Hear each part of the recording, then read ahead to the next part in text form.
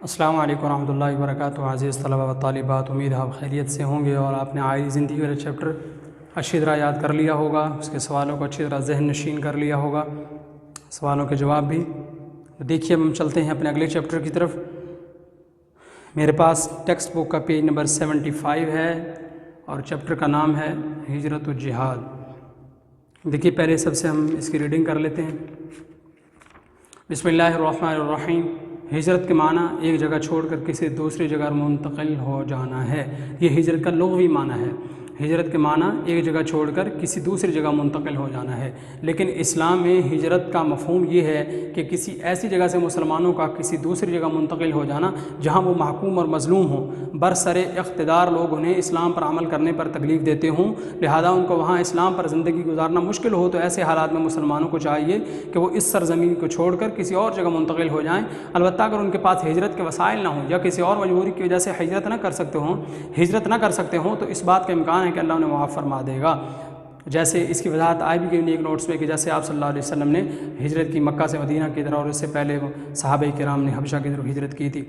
دیکھیے بسم اللہ الرحمن الرحیم، سورۃ النساء کے اندر ان الذین توفاہم الملائکۃ ظالمی انفسہم قالوا فیم کنتم قالوا کنا مستضعفین فی الارض قالوا الم تکن ارض اللہ واسعۃ فتہاجروا فیہا فاولئک مأواہم جہنم وساءت مصیرا الا المستضعفین من الرجال والنساء والولدان لا یستطیعون حیلۃ ولا یہتدون سبیلا فاولئک عسى اللہ ان یعفو عنہم وکان اللہ عفوا غفورا ومن یہاجر فی سبیل اللہ یجد فی الارض مراغما کثیرا وسعا ومن یخرج من بیتہ مہاجرا الی اللہ ورسولہ ثم یدرکہ الموت فقد وقع اجرہ علی اللہ وکان اللہ غفورا رحیما۔ ترجمہ: جو لوگ اپنی جانوں پر ظلم کرتے ہیں، جو فرشتے ان کی روح قبض کرنے لگتے ہیں تو ان سے پوچھتے ہیں کہ تم کس حال میں تھے؟ وہ کہتے ہیں ہم ملک میں عاجز و ناتواں تھے۔ فرشتے کہتے ہیں کیا اللہ کا ملک فراخ نہیں تھا؟ کیا اللہ کی زمین کشادہ نہیں تھی کہ تم اس میں ہجرت کر جاتے؟ ایسے لوگوں کا ٹھکانہ دوزخ ہے اور وہ بری جگہ ہے۔ ہاں، جو مرد اور عورتیں اور بچے بے بس ہیں کہ نہ تو کوئی چارہ کر سکتے ہیں نہ راستہ جانتے ہیں، قریب ہے کہ اللہ ایسوں کو معاف کر دے اور اللہ معاف کرنے والا بخشنے والا ہے۔ جو شخص اللہ کی راہ میں گھر بار چھوڑ جائے وہ زمین میں بہت سی جگہ اور کشائش پائے گا، اور جو شخص اللہ اور اس کے رسول کی طرف ہجرت کر کے گھر سے نکل جائے پھر اس کو موت آ پکڑے تو اس کا ثواب اللہ کے ذمہ ہو چکا، اللہ بخشنے والا مہربان ہے۔ ان آیات سے معلوم ہے کہ ہجرت کے نتیجے میں ایک مسلمان کو دنیا میں فائدہ، آخرت میں بھی، جیسا کہ دوسری کا ارشاد ہے والذین ہاجروا فی اللہ من بعد ما ظلموا لنبوئنہم فی الدنیا حسنہ ولاجر الآخرۃ اکبر لو کانوا یعلمون الذین صبروا وعلی ربہم یتوکلون، یعنی جن لوگوں نے ظلم سہنے کے بعد اللہ کے لیے وطن چھوڑا، ہم ان کو دنیا میں بھی اچھا ٹھکانہ دیں گے اور آخرت کا اجر و ثواب تو بہت بڑا ہے، کاش وہ اسے جانتے، یعنی وہ لوگ جو صبر کرتے ہیں اور اپنے رب پر بھروسہ رکھتے ہیں۔ اس طرح ہجرت کرنے والے اللہ تبارک و تعالیٰ کی رحمت کے حقدار بھی قرار پاتے ہیں۔ ارشاد ربانی ہے ثم ان ربک للذین هاجروا من بعد ما فتنوا ثم جاهدوا وصبروا ان ربک من بعدها لغفور رحیم، یعنی پھر جن لوگوں نے بلائیں اٹھانے کے بعد، مشقتیں مصیبتیں جھیلنے کے بعد ترک وطن کی یعنی ہجرت کی، پھر جہاد کیا اور ثابت قدم رہے، بے شک تمہارا پروردگار ان آزمائشوں کے بعد بخشنے والا اور ان پر رحم کرنے والا ہے۔ اللہ تعالیٰ نے ہجرت کرنے والوں کے لیے مغفرت اور جنت اور بہترین اجر کا انعام رکھا ہے، اور انہیں یقین دلایا ہے کہ انہیں بخش دیا جائے گا اور ان کے اعمال ضائع نہیں ہوں گے۔ چنانچہ ارشاد ربانی ہے فاستجاب لهم ربهم انی لا اضیع عمل عامل منکم من ذکر او انثی بعضکم من بعض فالذین هاجروا واخرجوا من دیارهم واوذوا فی سبیلی وقاتلوا وقتلوا لأکفرن عنهم سیئاتهم ولأدخلنهم جنات تجری من تحتها الانہار ثوابا من عند اللہ واللہ عنده حسن الثواب۔ تو ان کے پروردگار نے ان کی دعا قبول کر لی اور فرمایا کہ میں کسی عمل کرنے والے کے عمل کو مرد ہو یا عورت ضائع نہیں کرتا، تم ایک دوسرے کی جنس ہو، تو جو لوگ میرے لیے وطن چھوڑ گئے، ہجرت کر گئے، اپنے گھروں سے نکالے گئے اور ستائے گئے اور لڑے اور قتل کیے گئے، میں ان کے گناہ دور کر دوں گا اور ان کو بہشت میں داخل کر دوں گا جن کے نیچے نہریں بہہ رہی ہیں۔ یہ اللہ کے ہاں سے بدلہ ہے، یعنی مہمان نوازی ہے، اور اس کے اللہ کے ہاں اچھا بدلہ ہے۔ اس لیے بجا طور پر بات کہی جا سکتی ہے جب تک جہاد فرض نہیں ہوا تھا اس وقت سب سے بڑا عمل یہی ہجرت کا عمل تھا، لیکن اس کے لیے شرط یہ ہے کہ ہجرت اللہ کی راہ میں اللہ کے دین پر قائم رہنے اور اس کی دعوت و اشاعت کے لیے ہو۔ تو یہ تو تھی ہجرت کے بارے میں بات۔ آگے بات کر رہے ہیں جہاد کے بارے میں۔ فرماتے ہیں جہاد کے معنی لغوی معنی محنت اور کوشش کے ہیں۔ اسلام میں اس کا مفہوم ہے کہ حق کی سربلندی اور اس کی اشاعت و حفاظت کے لیے ہر قسم کی کوشش، قربانی اور ایثار کرنا، اپنی تمام مالی، جسمانی، دماغی قوتوں کو اللہ کی راہ میں صرف کرنا، یہاں تک کہ اس کے لیے اپنے اہل و عیال، اپنے اعزاء و اقارب، خاندان اور قوم کی جانیں تک قربان کر دینا، حق کے دشمنوں کی کوششوں کو ناکام بنا دینا، ان کی تدبیروں کو اکارت کر دینا یعنی ناکام کر دینا، ان کے حملوں کو روکنا، نیز ان ان کے لیے میدان جنگ میں آ کر ان سے لڑنا پڑے تو اس سے بھی دریغ نہ کرنا، اس لیے جہاد کو اسلام میں بہت بڑی عبادت قرار دیا گیا ہے۔ جہاد ایک منظم کوشش کا نام ہے، اسلام بھی اس کے وعدے اصول و ضوابط ہیں، بغیر کسی نظم اور امیر کے کوئی شخص یا گروہ اپنی مرضی سے مسلح جہاد شروع کر دے تو اسے جہاد نہیں قرار دیا جا سکتا۔ جہاد کے لیے ضروری ہے کہ اسلامی ریاست کی طرف سے باقاعدہ اس کا حکم دیا گیا ہو، علماء اور مجتہدین کے اداروں نے حالات اور اسباب کا بے لاگ جائزہ لے کر اس کے امکان اور ضرورت کا فیصلہ دیا ہو، اور اس کا مقصد مظلوم مسلمان کی امداد کرنا، اشاعت اسلام کے راستوں کے رکاوٹوں اور فتنوں کو دور کرنا اور رضا الہی کا حصول ہو۔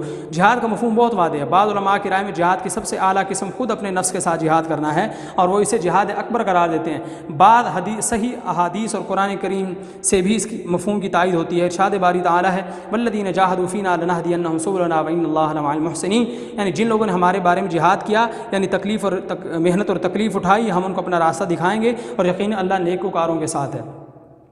اچھا، عموماً جس جہاد کی بات قرآن کریم کرتا ہے، قرآن کریم میں جس جہاد کا ذکر کیا جاتا ہے اور ہمارے ذہنوں میں جو جہاد کا نقشہ ہے اور صورت ہے، اس جہاد سے مراد یہ جہاد بالسیف ہے، جہاد بالنفس ہے کہ دشمن کے مقابلے میدان جنگ میں اس کے روبرو ہو کر اسے لڑنا۔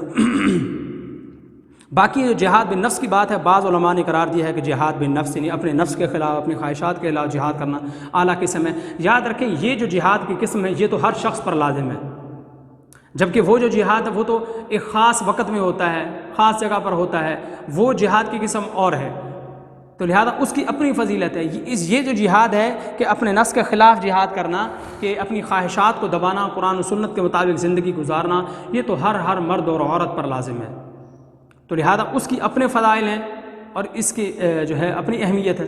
جہاد بالعلم، جہاد کی ایک قسم جہاد بالعلم ہے۔ دنیا کا تمام شر و فساد جہالت کا نتیجہ ہے اور اس کو دور کرنا ضروری ہے۔ اگر انسان عقل و شعور اور علم و دانش رکھتا ہے تو اسے چاہیے کہ دوسروں کو بھی اس سے فیض پہنچائے۔ قرآن کریم نے بات ان الفاظ میں واضح فرمائی کہ ادعو الی سبیل ربک بالحکمہ والموعظۃ الحسنہ وجادلہم باللتی ہی احسن۔ ترجمہ، لوگوں کو اپنے پروردگار کی طرف آنے کی دعوت حکمت اور دانش اور خوبصورت نصیحت کے ساتھ کر دو، اور ان سے مجادلہ بحث مباحثہ بہت ہی خوبصورت طریقے سے کرو۔ اسی طرح علمی انداز میں دین کی دعوت و تبلیغ بھی جہاد کی ایک قسم ہے، اور نتائج و افادیت کے لحاظ سے اس کو بہت اہمیت حاصل ہے۔ سورہ فرقان میں اسے جہادً کبیرہ کہا گیا ہے۔ جہاد بالمال، جہاد کی ایک اور قسم جہاد بالمال ہے۔ اللہ تعالیٰ نے انسان کو جو مال و دولت عطا کیا، اس کا مقصد یہ ہے کہ اسے اللہ کی رضا کے راستے میں خرچ کیا جائے اور حق کی حمایت اور نصرت کے سلسلے میں انفاق سے گریز نہ کیا جائے۔ ارشاد باری تعالیٰ ہے الذین آمنوا وہاجروا وجاہدوا فی سبیل اللہ باموالہم وانفسہم اعظم درجۃ عند اللہ، جو ایمان لائے، جنہوں نے ہجرت کی اور اللہ کے راستے میں اپنے مال اور جانوں سے جہاد کیا، یہ لوگ اللہ کے پاس نہایت بلند مرتبے پر فائز ہیں۔ جو لوگ مال کو اللہ کی راہ میں خرچ کرنے کے بجائے اس کی ذخیرہ اندوزی کرتے ہیں، انہیں عذاب علیم، دردناک عذاب کی خوشخبری دی گئی ہے۔ ارشاد باری تعالیٰ ہے والذین یکنزون الذهب والفضة ولا ينفقونها في سبیل اللہ فبشرهم بعذاب علیم، اور جو لوگ سونے اور چاندی کی ذخیرہ اندوزی کرتے ہیں اور اسے اللہ کے راستے میں خرچ نہیں کرتے، انہیں دردناک عذاب کی بشارت دے دیجیے۔ جہاد بالنفس، جہاد کی ایک قسم جہاد بالنفس یعنی اپنے جسم اور جان سے جہاد کرنا، حتیٰ کہ اللہ کے راہ میں دین کے دشمنوں سے لڑتے لڑتے اپنی جان تک پیش کر دی جائے۔ عام طور پر جب لفظ جہاد بولا جاتا ہے تو اس سے یہی جہاد مراد ہوتا ہے جس کو قرآن میں قتال کہا گیا ہے۔ جہاد کے لیے جنگی قوت کی تیاری کا حکم دیا گیا ہے، اور جہاد میں شہید ہونے والوں کو مردہ کہنے سے منع کیا گیا ہے، اور اس کے متعلق بتایا گیا کہ وہ اپنے رب کی طرف سے رزق پا رہے ہیں اور اس پر خوشیاں منا رہے ہیں، ان کے لیے اجر عظیم جنت اور بہترین ثواب کا وعدہ کیا گیا۔ جہاد کی ایک قسم یہ بھی ہے کہ ہر نیک کام اور فرض کی ادائیگی میں اپنی جان، مال اور دماغ کی پوری قوت صرف کی جائے۔ ایک مرتبہ عورتوں نے جہاد کی اجازت چاہیے تو رسول اللہ نے ارشاد فرمایا تمہارا جہاد حج مبرور ہے، مقبول حج ہے۔ ایک صحابی جہاد میں شرکت کے لیے آیا تو آپ صلی اللہ علیہ وسلم نے پوچھا کیا تمہارے ماں باپ ہیں؟ اس نے عرض کیا جی ہاں۔ فرمایا تو تم ان کی خدمت کے ذریعے جہاد کرو۔ اسی طرح کسی ظالم حاکم کے سامنے کلمہ حق و عدل کہنے کو بھی جہاد بلکہ بہت بڑا جہاد قرار دیا گیا ہے۔ آپ صلی اللہ علیہ وسلم نے یہ بھی فرمایا کہ جہاد قیامت تک جاری رہے گا۔ یاد رکھنا چاہیے یہ جو جہاد کی مختلف قسمیں ہیں، جہاد بالمال، جہاد بالعلم، جہاد بالقلم وغیرہ، یا یہ جو حج کرنا جہاد عورتوں کا یہ تو ہر دور میں ہی ہے، اور جو ہے والدین کی خدمت کو جہاد قرار دیا گیا، ظالم بادشاہ کے سامنے جہاد قرار دیا گیا، سچی بات کہنا، یہ اپنی جگہ پہ ہیں۔ لیکن قرآن میں جو جگہ جگہ آیتوں میں سورہ انفال، غزوہ احزاب، سورۃ الاحزاب، یہ سورہ ممتحنہ، اور جو اس کے علاوہ جو اور قرآن کی صورتیں جن میں جہاد کا ذکر ہے، اس جہاد سے مراد یہی جہاد بالنفس ہے، جہاد بالسیف ہے کہ تلوار کے ساتھ دشمن میدان جہاد میں دشمن کے سامنے اتر آنا، تلوار کہ تو ایک استعمال ہوتا ہے، اس کے علاوہ آج کل تو جدید دور ہے، اس کے اندر ٹیکنالوجی کا دور ہے، تو اب تو وہ تلوار والا دور ہی چلا گیا ہے فی الحال تو اس لیے یہ جو دشمن کے ساتھ لڑائی ہوتی ہے یہ اصل جہاد ہے۔ اور باقی جو جہاد ہے وہ تو بعض لوگوں پر لازم ہیں، بعض پر لازم نہیں ہوتے، پھر بعض تو ایسے ہیں جو ہر وقت ہی لازم ہوتے ہیں، مرد ہو عورت ہو دن ہو رات ہو، ہر وقت وہ جہاد کی قسم لازم ہے۔ تو اصل جو جہاد کی ان سب سے اعلیٰ قسم جو ہے وہی جہاد ہے جو میدان جنگ میں کی جاتا ہے۔ تو عزیز طلبہ یہ ہجرت جہاد چیپٹر کی ریڈنگ آپ کے سامنے آ گئی۔ اس کے 5 سوال ہیں یہاں پر۔ نمبر 1، ہجرت سے کیا مراد ہے؟ سورۃ النساء میں ہجرت کے بارے میں کیا حکم ہے؟ دوسرا ہے کہ ہجرت کرنے والوں کو سورۃ النحل میں کیا بشارتیں دی گئی ہیں؟ اب یہاں آپ دیکھیں یونیک نوٹس میں میرے پاس پیج نمبر 154 ہے۔ اب انہوں نے سوال نمبر 1 اور 2 کو ملا دیا ہے۔ یہ جو سوال تھا الگ سے سورۃ النحل میں کیا بشارت ہے، انہوں نے سوال نمبر 1 کے اینڈ میں ہی اس کا جواب دے دیا ہے، تو سوال نمبر 2 پہلے کے اندر ہی ضم کر دیے ہیں۔ تو فرماتے ہیں سوال نمبر 1 اور سوال نمبر 2، ہجرت سے کیا مراد ہے؟ سورۃ النساء میں ہجرت کے بارے میں کیا حکم ہے؟ یہ ہجرت پر نوٹ لکھیں، اور سورۃ النحل کا جواب یہ اینڈ میں انہوں نے دے دیا ہے۔ فرماتے ہیں ہجرت کے لغوی معنی، ایک جگہ چھوڑ کر کسی دوسری جگہ منتقل ہونے کو ہجرت کہتے ہیں۔ اسلام میں ہجرت کا مفہوم، اسلام میں ہجرت کا مفہوم یہ ہے کہ کسی ایسی جگہ سے مسلمانوں کا کسی دوسری جگہ منتقل ہو جانا جہاں محکوم اور مظلوم ہوں اور برسر اقتدار لوگ انہیں اسلام پر عمل کرنے میں تکلیف دیتے ہوں، یعنی وہاں پر اسلامی نظام نہ ہو، کافروں کا نظام حکومت ہو اور وہ ان پر ظلم کرتے ہوں، عمل نہ کرنے دیتے ہوں قرآن و سنت پر۔ مثال دے رہے ہیں جیسے جس طرح کفار مکہ کے ظلم و ستم جب مسلمانوں پر حد سے بڑھ گئے تو نبی کریم نے مسلمانوں کو ہجرت کرنے کی اجازت دی، اور نبوت کے 13ویں سال آپ صلی اللہ علیہ وسلم نے آپ صلی اللہ علیہ وسلم اور صحابہ کرام مدینہ منورہ کی طرف ہجرت کر گئے۔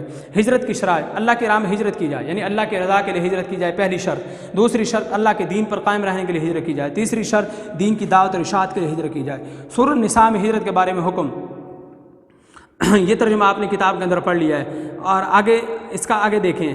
پوائنٹ نمبر 1، ہجرت سے استثناء، اگر کوئی شخص ہجرت کے وسائل نہ رکھتا ہو یا کسی مجبوری کی وجہ سے ہجرت نہ کر سکے تو اللہ اسے معاف کرنے والا ہے۔ مہاجرین کا مقام اور مرتبہ، یہ پھر وہی آیتوں کے ترجمے لکھ رہے ہیں۔ اللہ تعالیٰ نے مہاجرین کی بے شمار درجات بیان کی ہیں، ان کو سچے مومن کہا ہے اور ان کو عزت کی روزی دینے کا وعدہ کیا ہے۔ سورۃ انفال میں ہے جو لوگ ایمان لائے انہوں نے ہجرت کی، اللہ کی راہ میں جہاد کیا، یعنی مہاجرین، اور جنہوں نے ان کو پناہ دی اور ان کی مدد کی، یعنی انصار، وہی سچے مومن ہیں، ان کے لیے بخشش اور عزت کی روزی ہے۔